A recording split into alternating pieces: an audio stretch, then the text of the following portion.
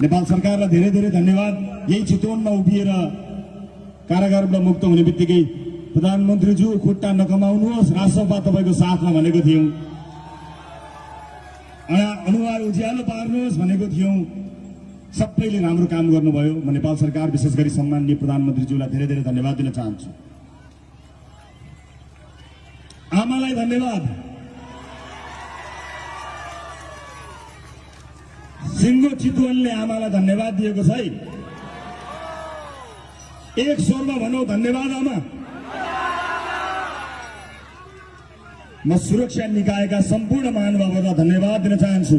मैले हिजो पनि भनेको थिएँ, विषम परिस्थितिमा संसारका कयौं ठाउँहरूमा यस्ता विभिन्न घटनाहरू हुँदाखेरि त्यहाँ लोकतन्त्रको हत्या गर्ने कामहरू सुरक्षा निकायले गरेको हुन्छ। म नेपाल आर्मीलाई धन्यवाद दिन चाहन्छु। उहाँहरूले लोकतन्त्रको रक्षा गर्नुभयो। जति गर्न सकिन्थ्यो, जति गर्न पर्थ्यो त्यति गर्नुभयो। संसारका कयौं देशहरूमा यस्ता किसिमका घटनाहरू हुँदाखेरि लोकतन्त्रै खतरा भएर लोकतन्त्र कब्जा भएको छ। तर हाम्रो मुलुकको सुरक्षा निकायले अनि विशेष गरेर नेपाली सेनाले नेपालको लोकतन्त्रको सम्मान गरेको छ र आज यो अवस्थासम्म पुर्याएको छ। म सम्पूर्ण सेना परिवारलाई धन्यवाद दिन चाहन्छु। नेपाल प्रहरी, सशस्त्र प्रहरी लगायत सम्पूर्ण सुरक्षा निकायका महानुभावहरूलाई म धन्यवाद दिन चाहन्छु।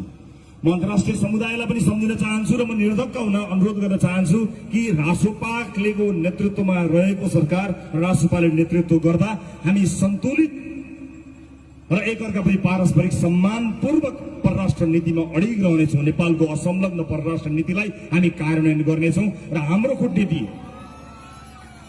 अबको हाम्रो कूटनीति विकास कूटनीति हुनेछ। डेभलपमेन्ट डिप्लोमेसीमा राष्ट्रपालले विश्वास गर्नेछ। सँगै विकासमा सहकार्य गरेर हाम्रो सहकार्यको उचाइसँगै हाम्रो सम्बन्धको उचाइ नयाँ ठाउँमा पुग्नेछ भन्ने कुरा म सम्पूर्ण अन्तर्राष्ट्रिय समुदायलाई यहीँबाट, चितवनबाट आश्वस्त हुन, विश्वस्त हुन अनुरोध गर्न चाहन्छु। म निजी क्षेत्रलाई अनुरोध गर्न चाहन्छु कि अब तपाईले राजनीतिक दल र नेताको आश्रय लिनुपर्ने दिन गएका छन्। तपाईलाई रासोपाको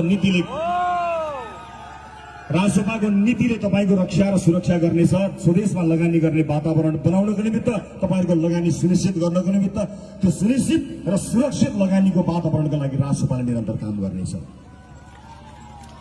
म विभिन्न पेसामा आबद्ध साथीहरूलाई नआत्तिन, नअल्मलिन अनुरोध गर्न चाहन्छु।